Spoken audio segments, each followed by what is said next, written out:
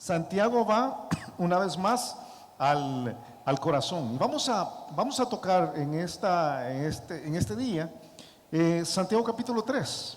Santiago 3, si tú tienes años de estar en el Señor, sabes que este es el pasaje que habla de la lengua, de hablar, ¿verdad? Y yo sé que algunos aquí piensan, ese no es mi problema, pero qué bueno que usted lo va a predicar, porque aquí está esa fulana, ¿verdad?, que necesita que alguien le diga sus 4 verdades. Vas a aprender algunas cosas sorprendentes de la lengua. Vamos a aprender a lo largo de las próximas semanas, porque hay tanto contenido en un capítulo que es imposible que lo revisemos en un solo día. Pero vamos a aprender que la evidencia número 1 de la madurez de un cristiano es su boca, que puedes medir a dónde estás espiritualmente por la forma como hablas. Y vas a ver una perspectiva, la perspectiva de Dios en cuanto a la boca, que creo que nos va a dejar a muchos de nosotros con la boca cerrada y a otros con la boca abierta. 2 tipos de personas aquí: algunos que son muy callados, nunca dicen nada. Yo quiero hablarte a ti al corazón, porque a veces el que nunca dice nada, cuando finalmente viene a abrir la boca, es una cuchillada la que mete, ¿verdad? ¿Cuántos aquí son callados? No cuchilleros, pero callados, ¿verdad? Callados. Ok. ¿Y cuántos son lo contrario a ser callado? Fíjate, lo contrario a ser callado, nosotros diríamos parlanchín, hablantín, chachalaca, ¿verdad? Pero el término correcto es locuaz, ¿verdad? Entonces, ¿cuántos aquí son locuaces? ¿Cuántos, solo para que me entiendas, tu pareja te dice o te quiere decir, ya cállate, que me desesperas, ¿verdad? ¿Cuántos son así? Levante su mano. Ok, algunos no levantaron la mano ninguna de las 2 veces. Ok, la Biblia tiene tanto que decirnos, tantísimo que decir.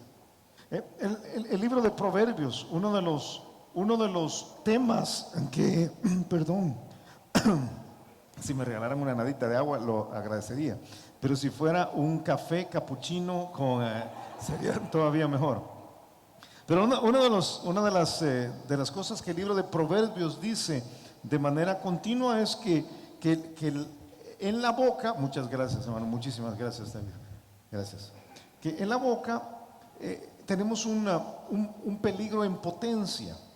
Y algo muy curioso de Santiago que vas a encontrar es que no trata un pecado específico de la lengua, sino que explica que el mal uso de la lengua es el problema, el mal uso en términos generales. Por eso a mí no me sorprende lo que dijo Salomón en Proverbios capítulo 29. Él dijo: has visto hombre ligero en sus palabras. Y no habla de hablar rápido, sino que está diciendo: has visto a alguien que habla sin pensar. Y si alguna vez tú has dicho algo y después de decirlo piensas,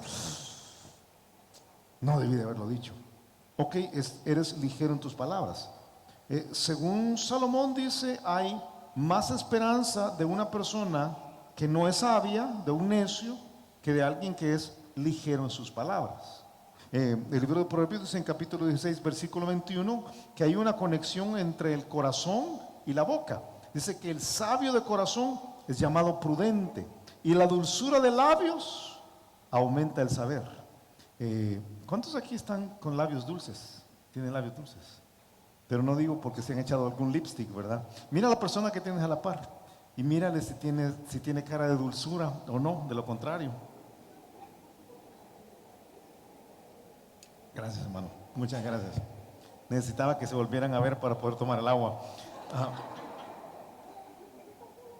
Hay una conexión entre la boca y el corazón. Hay una línea directa entre la boca y el corazón. Si tú quieres conocer el corazón de una persona, puedes hacerlo por medio de ver lo que dice en su boca. Dice Mateo capítulo 12, versículo 34, Jesús hablando: generación de víboras, que es una forma de decir hijos de la culebra, hijos de las culebras. Es una manera de hablar a los hijos del diablo. Generación de víboras, ¿cómo podéis hablar lo bueno siendo malos? Porque de la abundancia del corazón, se lo dice a personas que no le conocen, pero se lo dice también a creyentes. Dice en Lucas capítulo 6, versículo 45, el hombre bueno del buen tesoro de su corazón saca lo bueno, y el hombre malo del mal tesoro de su corazón saca lo malo, porque de la abundancia del corazón habla la boca. Entonces vamos a aprender estos próximos días que la fe auténtica, la fe de un creyente maduro, tiene cuidado con lo que dice, tiene mucho cuidado al hablar. Y yo quisiera leerte Santiago capítulo 3 completo. Solo vamos a estudiar unos 3 o 4 versículos hoy, pero yo quiero que veas el impacto de todo el argumento de Santiago, que es tremendo. Santiago capítulo 3, versículo 1, dice textualmente, y vas a ver cómo tiene que ver con creyentes esto. Dice: hermanos míos, no os hagáis maestros muchos de vosotros, sabiendo que recibiremos mayor condenación, porque todos ofendemos muchas veces. Si alguno no ofende en palabra, este es varón perfecto, capaz también de refrenar todo el cuerpo. He aquí nosotros ponemos freno en la boca de los caballos para que nos obedezcan, y dirigimos así todo su cuerpo. Mirad también las naves, aunque tan grandes y llevadas de impetuosos vientos, son gobernadas con un muy pequeño timón por donde el que las gobierna quiere. Así también la lengua es un miembro pequeño, pero se jacta de grandes cosas. He aquí cuán grande bosque enciende un pequeño fuego. Y la lengua es un fuego, un mundo de maldad. La lengua está puesta entre nuestros miembros y contamina todo el cuerpo e inflama la rueda de la creación, y ella misma es inflamada por el infierno. Porque toda naturaleza de bestias y de aves y de serpientes y de seres del mar se doma y ha sido domada por la naturaleza humana. Pero ningún hombre puede domar la lengua, que es un mal que no puede ser refrenado, llena de veneno mortal. Con ella bendecimos al Dios y Padre, y con ella maldecimos a los hombres, que están hechos a la semejanza de Dios. De una misma boca proceden bendición y maldición. Hermanos míos, esto no debe ser así. ¿Acaso alguna fuente hecha por una misma abertura agua dulce y amarga? Hermanos míos, ¿puede acaso la higuera producir aceitunas o la vid higos? Así también ninguna fuente puede dar agua salada y dulce. ¿Quién es sabio y entendido entre vosotros? Muestre por la buena conducta sus obras en sabia mansedumbre. Pero si tenéis celos amargos y contención en vuestro corazón, no os jactéis, ni mintáis contra la verdad. Porque esta sabiduría no es la que desciende de lo alto, sino terrenal, animal, diabólica. Porque donde hay celos y contención, allí hay perturbación y toda obra perversa. Pero la sabiduría que es de lo alto es primeramente pura, después pacífica, amable, benigna, llena de misericordia y de buenos frutos, sin incertidumbre ni hipocresía. Y el fruto de justicia se siembra en paz para aquellos que hacen la paz. Esta mañana yo quisiera dejarte a ti 3 palabras que puedas sacar, que puedas llevar contigo, y que entiendas la base del argumento de Santiago. Santiago comienza diciendo que todo el problema se inicia cuando nosotros, y muy curioso que dice, se abre una vez más con la frase hermanos míos. Yo te lo he dicho en cada ocasión, lo que Santiago enseña es apto solamente para cristianos. Sus conceptos que da no los puede sacar de la iglesia e ir a enseñárselos a alguien más, porque no tienen sentido, son contraculturales. En el mundo la gente habla como le da la gana, pero aquí dice, aquí vamos a hacer de una forma diferente. Por eso habla a hermanos míos. Y comienza diciendo, el problema con ustedes hermanos míos, es que algunos se han hecho a sí mismos maestros. O sea, se han colocado en una posición donde creen que tienen más capacidad espiritual que la que tienen. Y ustedes tienen que entender que alguien que se hace maestro, dice, tiene un problema que va a tener más crítica, va a recibir más crítica. Así comienza diciendo, cuando dice en el versículo 1, no os hagáis maestros muchos de vosotros, nota que es reflexivo. Dice, ustedes solos se están haciendo a sí mismos maestros. Y dice, tienen que saber que estas personas van a recibir mayor condenación. Maestros, para aquellos maestros de universidad y de escuela que están aquí, no está hablando de maestros académicos, está hablando de maestros bíblicos. Y cuando habla de condenación no está hablando del infierno, está hablando de crítica. Está diciendo, la persona que se hace el maduro va a recibir mayor crítica. Entonces, comencemos por una forma simple de entender, de poner la base. Cada uno de nosotros es responsable de tener cordura con C, fíjate, no con G, ¿verdad? No es gordura. Cada uno de nosotros es responsable de tener cordura sobre cómo se evalúa a sí mismo. Porque ese es el problema de ustedes. Algunos de ustedes han dicho que son más maduros de lo que deben ser, y ustedes tienen que entender que de lo que son. Deben entender que nadie escapa del análisis de los demás, nadie. nadie. O sea, constantemente nos estamos analizando. Llámale crítica, llámale acusación, llámale como quieras, pero dice, hey, todos nosotros estamos siendo analizados. Y entre más maduro te proclames, más duro va a ser tal análisis. O sea, entre más parezca que eres un maestro de la Biblia, ¿verdad? O alguien espiritual, entonces más duro te van a medir. El pasaje no está diciendo que no debes querer ser un maestro, no está diciendo eso. Yo te desafío a que crezcas para ser un discipulador y un maestro de la escuela dominical y un pastor de un grupo pequeño, y ojalá que algunos Dios llame aquí para el ministerio de tiempo completo. La Biblia dice en 1 Timoteo 3, si alguno desea obispado, si alguien quiere en una posición de autoridad espiritual, buena obra desea, buenísimo. Pero aquí el problema no es querer ser maestro, el problema es que alguien se ha hecho a sí mismo maestro. Ha dicho, yo soy maestro, yo soy maduro. Dice la Biblia que esto es un problema de jactancia, un problema de orgullo. Proverbios dice, alábete el extraño y no tu propia boca. ¿Sabes qué es? Para que lo usemos términos de nosotros, es autopromoción. ¿Conoce gente que se autopromociona?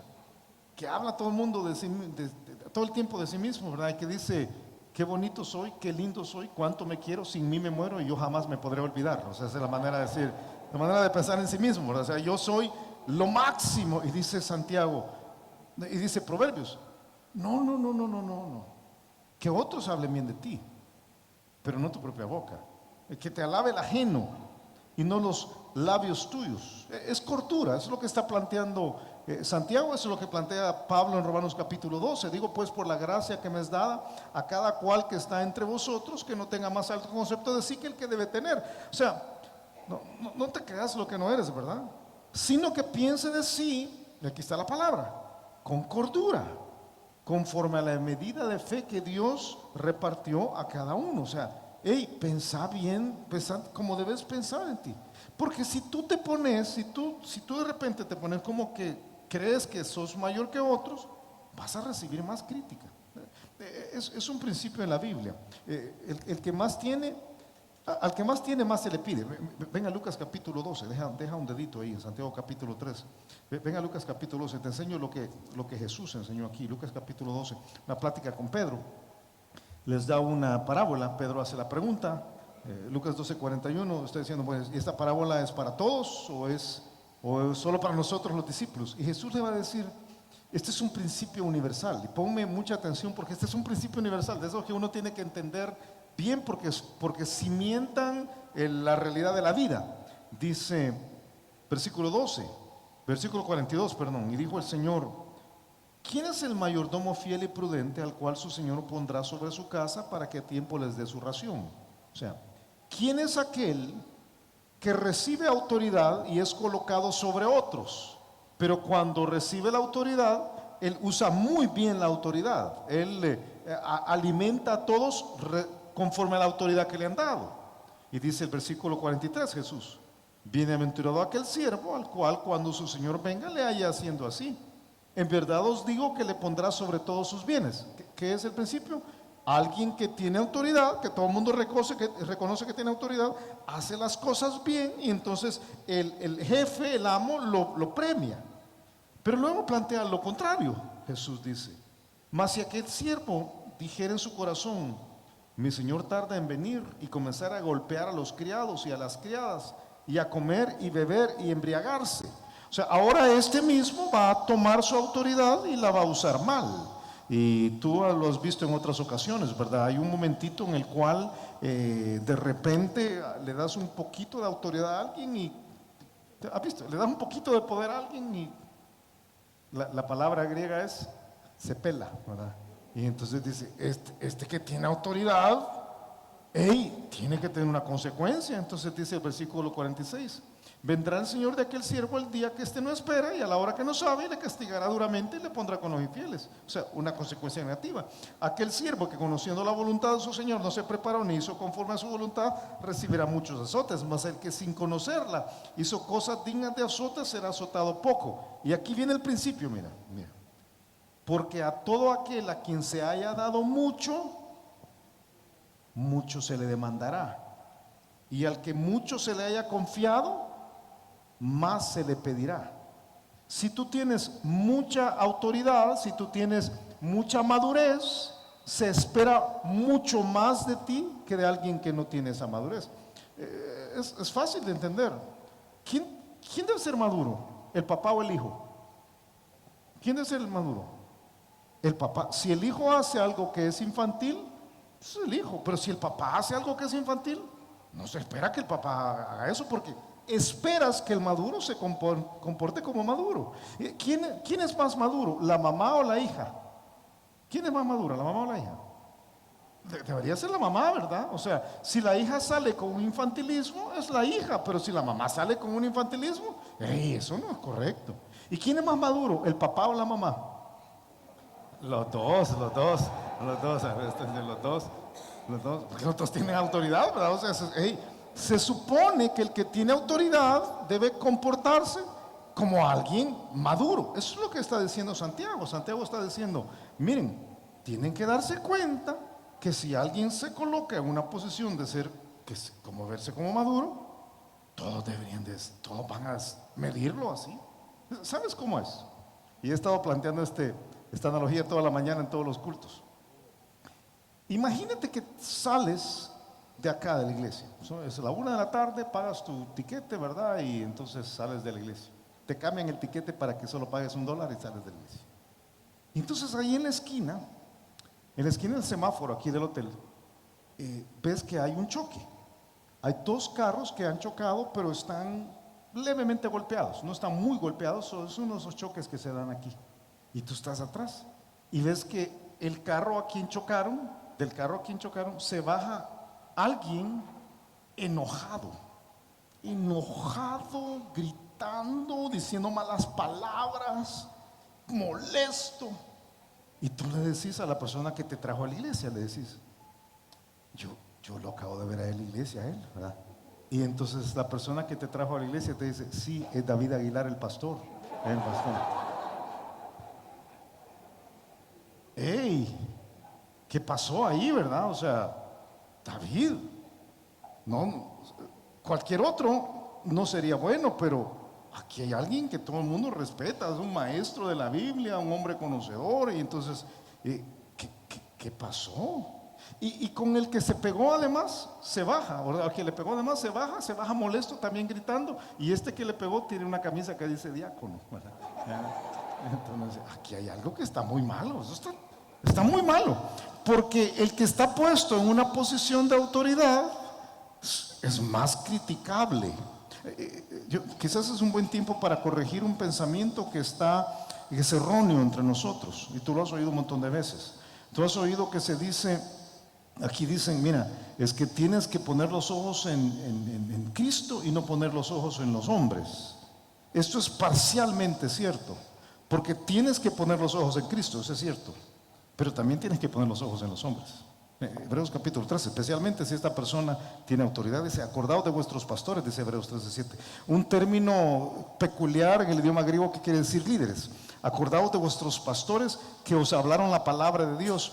Considerad quiere decir fíjense, escudriñen, escrutinen, revisen cuál haya sido el resultado de su conducta y entonces imiten su fe. Está diciendo una persona que es llamada madura, que se considera maduro, entonces tiene que entender que tiene una responsabilidad más grande. Tiene que entender que la gente le va a escrutinar. Eso es lo que está haciendo Santiago. Dice, si tú te haces maestro, vas a recibir mayor crítica, mayor condenación.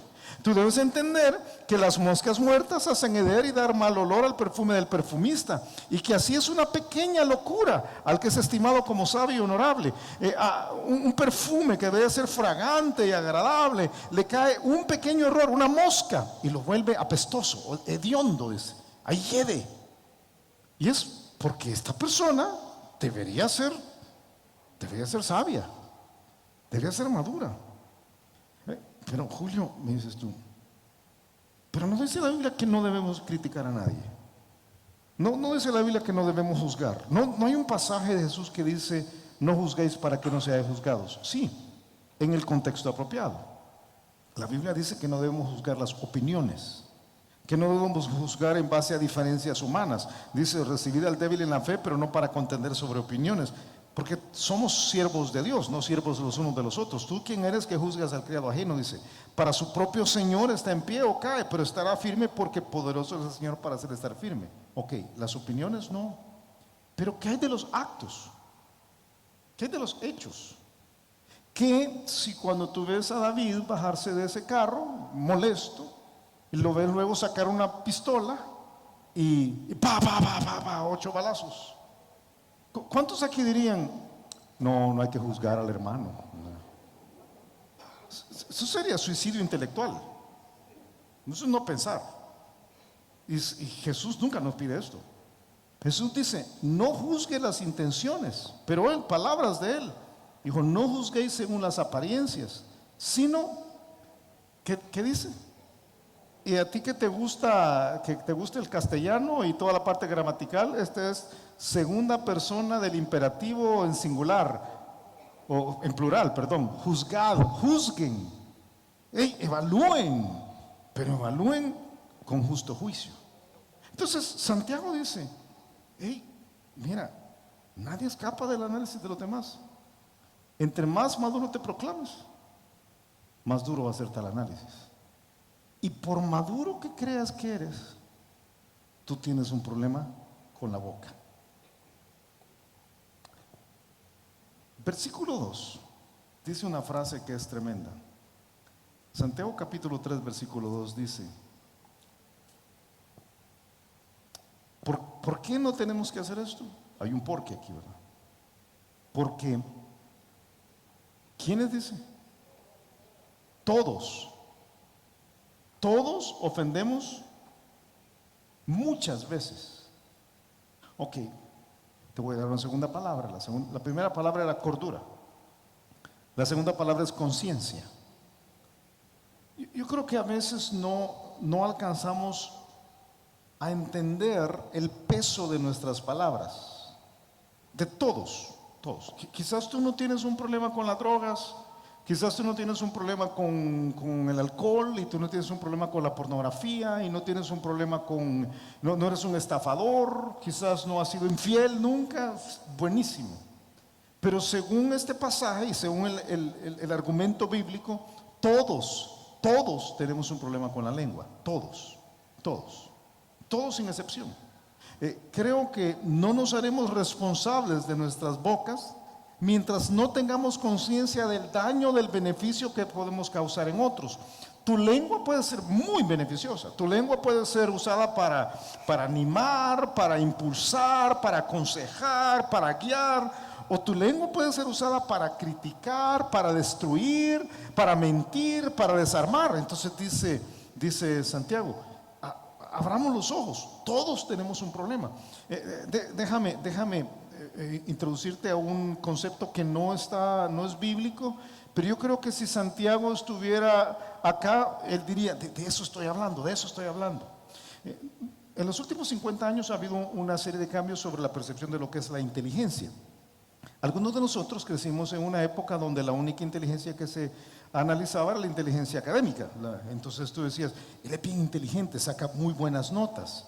Y te hacían unos test de IQ, ¿verdad? Donde cada quien salía depende de la inteligencia académica, si tenías las habilidades para realizar cierta cantidad de operaciones académicas dentro de un tiempo definido, entonces salías con un IQ muy alto y tú decías, mi hijo es genio, uno de mis hijos es genio, yo lo vi en el IQ. Y el otro, no, el otro salió debiendo, ¿verdad? O sea, y no va muy bien en las notas, o sea, porque lo único que medíamos era eso, o sea, era la forma de decir alguien es inteligente. Es inteligente porque, mire, él puede entender algunas cosas que yo no puedo entender. Estos últimos 40 o 50 años ha habido una serie de cambios sobre el concepto de inteligencia. Una de estas inteligencias de las cuales se habla ahora se llama la inteligencia emocional. Y a mí me gusta mucho el concepto porque creo que es lo que Santiago diría, de esto estoy hablando aquí.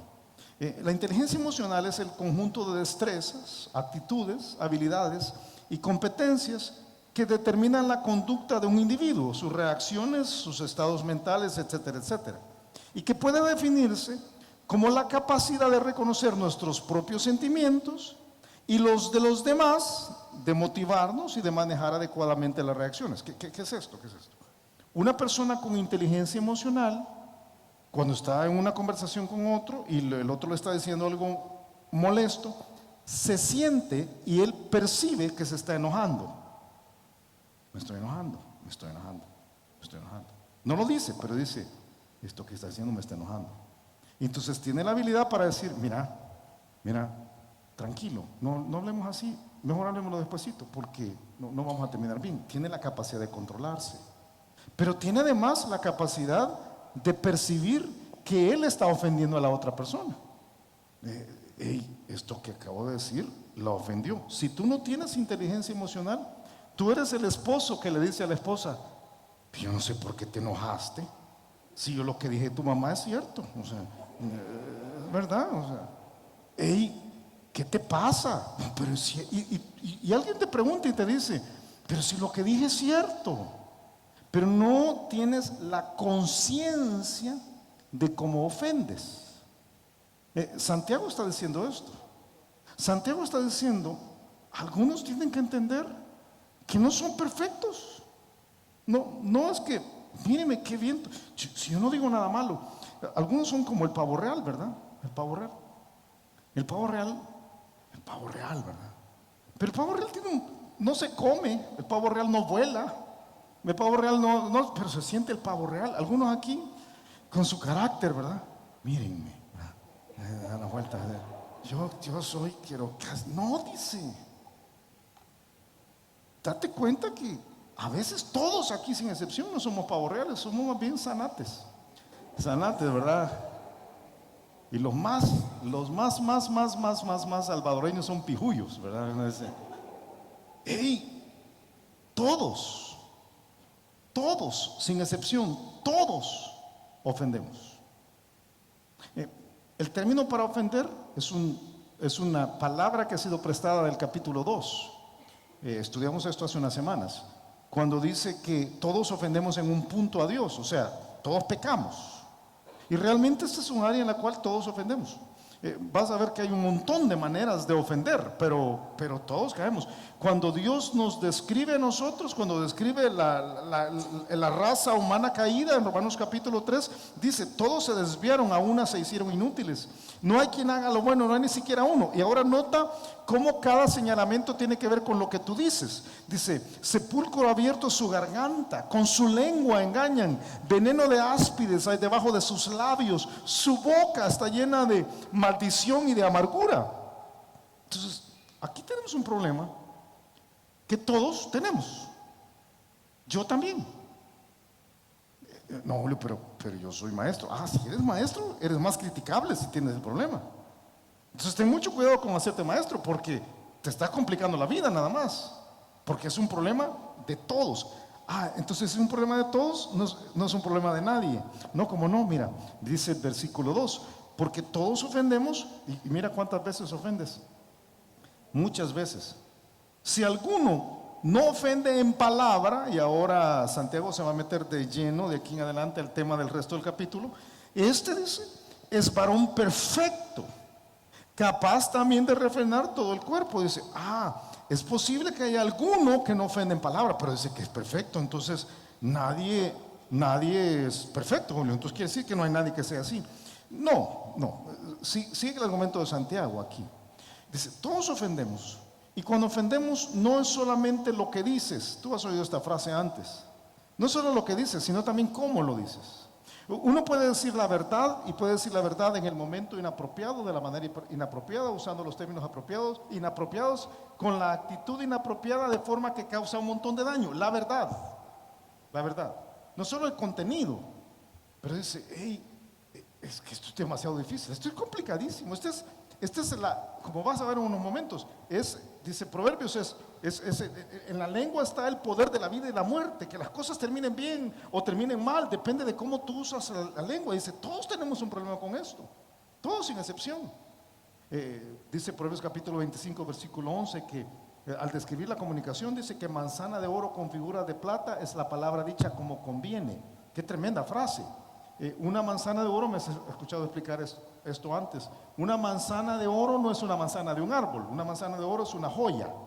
que has recibido unas incrustaciones de unas figuritas de plata donde alguien las ha trabajado con mucha habilidad. Y entonces está diciendo, hablar de la forma correcta es una joya que tiene que ser muy trabajada.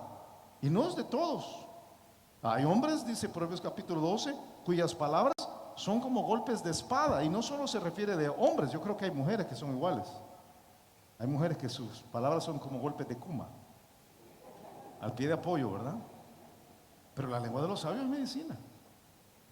Entonces todos tenemos un problema con esto. ¿Y cuál es el pecado de la lengua? El pecado de la lengua es no usarla bien.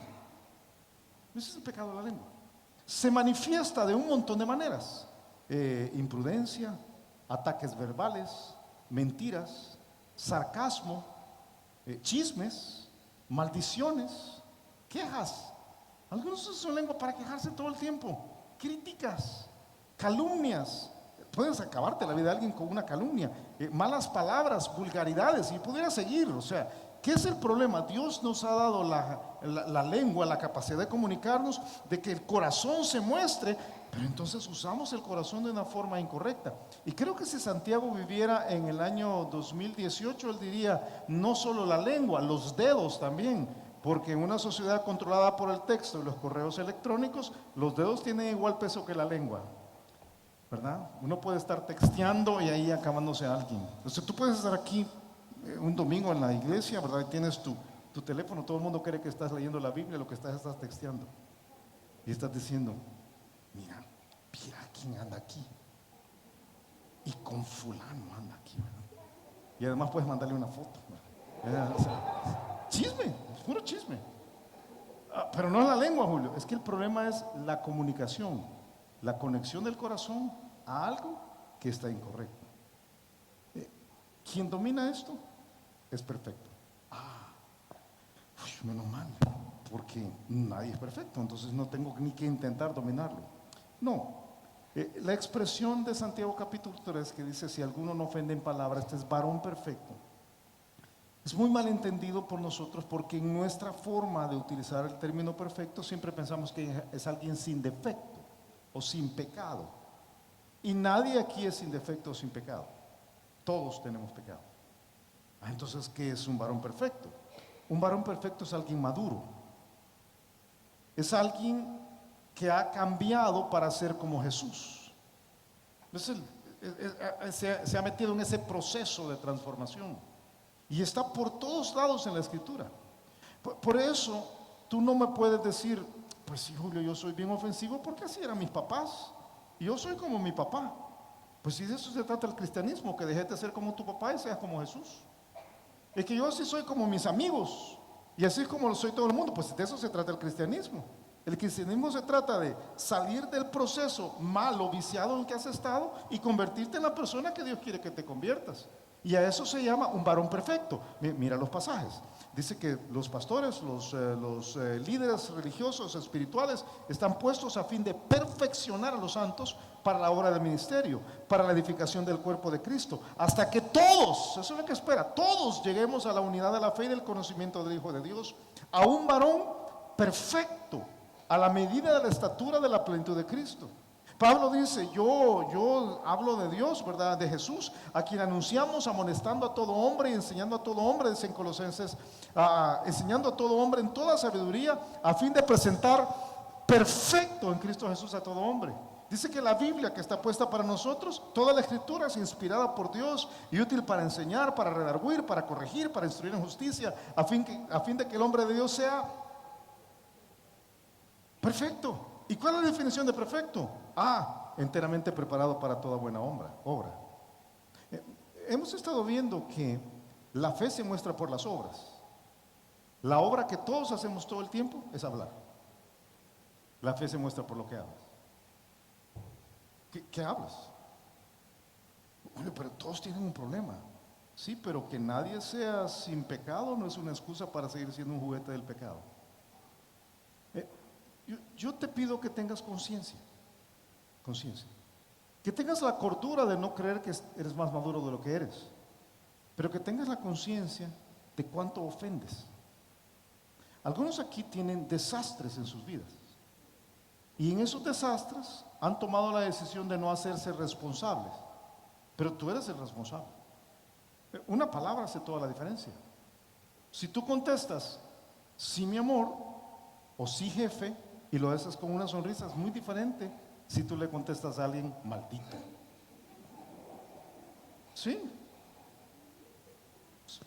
Pero Julio, es que eso. Pero es que la boca es la forma de hablar. Por eso Santiago hace algo más. Te dije, cordura es la primera palabra y la segunda palabra es conciencia. Pero la tercera palabra es control. Es control. Va a decir, tú eres responsable de tomar el control de tu lengua. Va a usar una analogía doble, la analogía de un caballo y la analogía de un barco. Pero ambas analogías son puestas para recordarnos que la lengua no tiene vida propia. ¿Verdad que la lengua no tiene vida propia? O sea, tú no me digas que tienes un problema con la lengua. Como no, Julio, fíjese que hoy en la mañana me levanté y la lengua ella sola. Yo le decía, cálmate, y no seguía hablando. La lengua no tiene vida propia. ¿O sí? No, ¿verdad? El control de la lengua lo tienes tú, ¿o no es así? O sea, lo que tú dices está bajo tu control y Dios te hace responsable de lo que dices. Por cierto, un principio grande de la Biblia que creo que está siendo usado por Santiago aquí es el principio de la responsabilidad individual. Que a mí me fascina, una de las cosas que me fascina del cristianismo cuando uno ve a otras religiones es que el cristianismo te hace responsable. El cristianismo verdadero te hace responsable. Tú eres el responsable de tus decisiones, siempre. No puedes echar la culpa. Yo no le puedo echar la culpa a mi esposa o a mis hijos o a mis papás o al gobierno o a la iglesia. No, yo soy responsable. El libro de Gálatas dice que el que siembra para su carne, de la carne segará corrupción. O sea, lo que yo siembro, eso cosecho.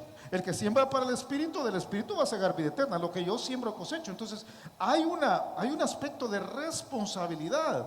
Y viene Santiago y dice, entiendan ese aspecto considerando una sola lección en forma de dos analogías. La primera es un caballo. Versículo 3 dice, y aquí nosotros ponemos freno en la boca de los caballos para que nos obedezcan y dirigimos así todo su cuerpo. ¿Por qué es un caballo? Yo creo que lo usa por razones físicas, pero pienso que también hay una posible implicación espiritual. El caballo en la Biblia siempre tiene que ver con el poder. Un caballo es poderoso. Tantísimos pasajes que te podría enseñar, pero te doy uno que es uno de mis pasajes favoritos. Si corriste con los de a pie, dice Jeremías 12:5, si corriste con los de a pie y te cansaron, ¿cómo contenderás con los caballos? La forma de decir así, si ahora que las cosas son fáciles, tú las sientes difíciles y cuando lleguen la verdaderamente difícil. Si ahora que estás en el bachillerato piensas que es difícil, espérate a llegar a la universidad. O si ahora que estás haciendo la tesis crees que es muy complicado, espérate a tener el primer jefe. Ahí vas a ver lo que es bueno. Eso es lo que está diciendo. Está comparando a los caballos como algo que tiene más poder o más fuerza. Y si en la tierra de pasto estaba seguro, ¿cómo harás en la espesura de Jordán? Pero creo que habla de un caballo también, porque un caballo es muy poderoso, literalmente. Pesa entre 800 y 2000 libras.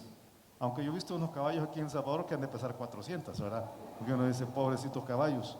Y puede correr entre 40 y 50 kilómetros por hora. Si un caballo te atropella, es como que una moto te atropella. O sea, es poderosísimo esto. Y dice Santiago, y se controla con un freno. Con un freno. Ahora, como yo sé que la mayor parte de aquí, el único caballo al que se han subido era en la feria de agosto, en un carrusel, ¿verdad? Y te costó 50 centavos, ¿verdad? Entonces te enseño el freno. El freno es lo que tienes aquí a tu derecha. Es un pedazo de metal, casi siempre, a veces es de lazo, a veces es de madera, que se coloca en la boca del caballo y con la cual se controla. El freno pesa menos de 1 libra, pero controla a un animal de 2000 libras. Ahora, un momentito. ¿Controla el freno del caballo? No. ¿Quién controla el caballo? El que tiene el freno. Ese es el punto de Santiago. Tú tienes una circunstancia que es compleja, es grande, es difícil. Y tienes una cosita chiquitita, la lengua. Y con lo que tú dices, se logra mucho, muy beneficioso, o sea, causa un desastre. Pero ¿quién controla la lengua? Tú controlas la lengua. El caballo, dice, es tremendo. Si no es controlado, un caballo si no es controlado es tremendo. Yo estaba haciendo un poco de investigación. La fuerza estimada de una patada completa de un caballo es de más de 2000 libras por pulgada cuadrada. Coloca un tubito, te lo pones en el pecho y le pegas con un martillo de 2000 libras. Te puede matar. Es un caballo desbocado, es la cosa más terrible. Es lo mismo con un barco, dice, versículo 4. Mirad también las naves, aunque tan grandes y llevadas de impetuosos vientos, son gobernadas con un muy pequeño timón por donde el que las gobierna quiere. Cuando los vientos vienen grandísimos, ¿verdad? La nave puede ser un destrozo, pero tienen un timoncito y el timoncito controla la nave completa. Pero el timón no controla nada, lo controla el que está al timón. La vida es una nave, la vida es un caballo y tú lo controlas. Y Dios te ha dado algo chiquito, la lengua, pero tú lo controlas. Una sola lección entonces.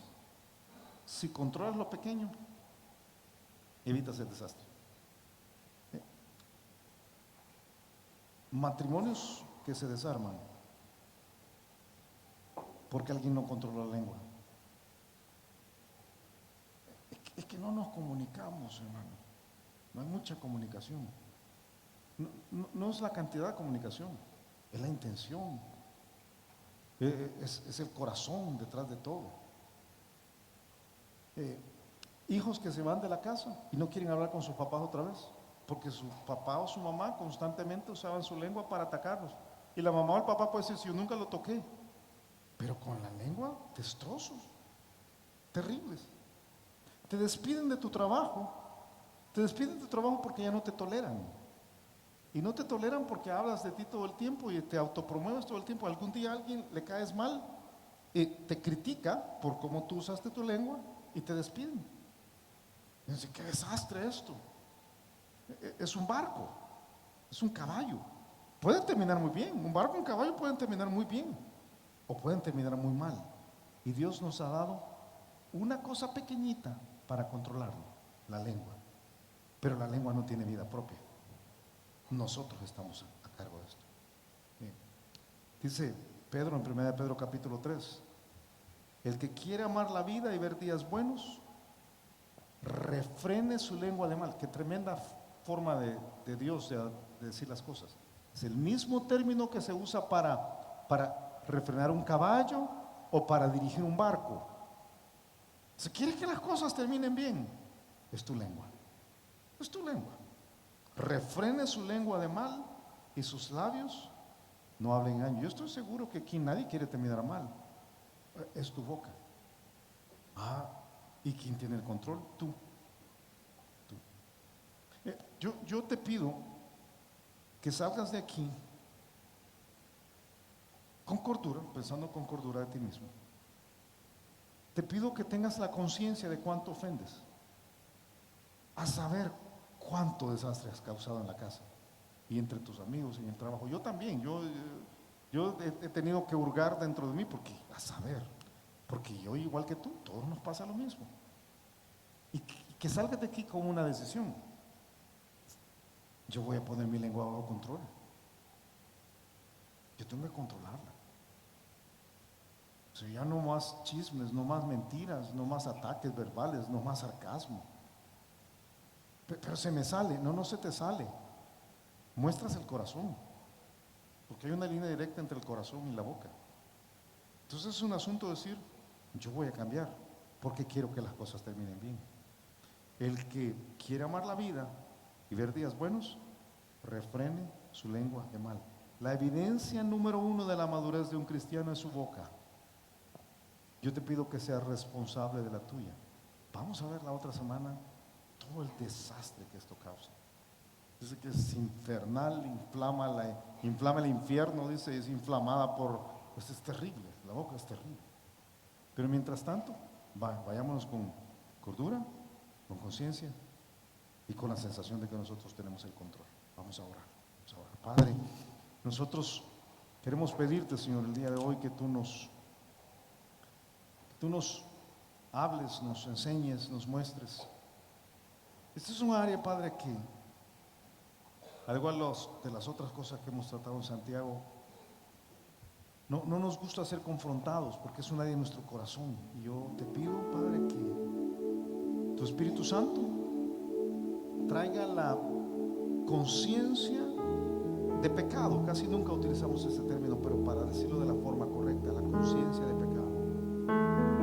Que nos haga consciente de que si el caballo está desbocado, si la nave está naufragando, el control lo tenemos nosotros con la boca. Y que nos dejes tomar las decisiones correctas, Señor. Señor, como vamos a ver después, te necesitamos aquí.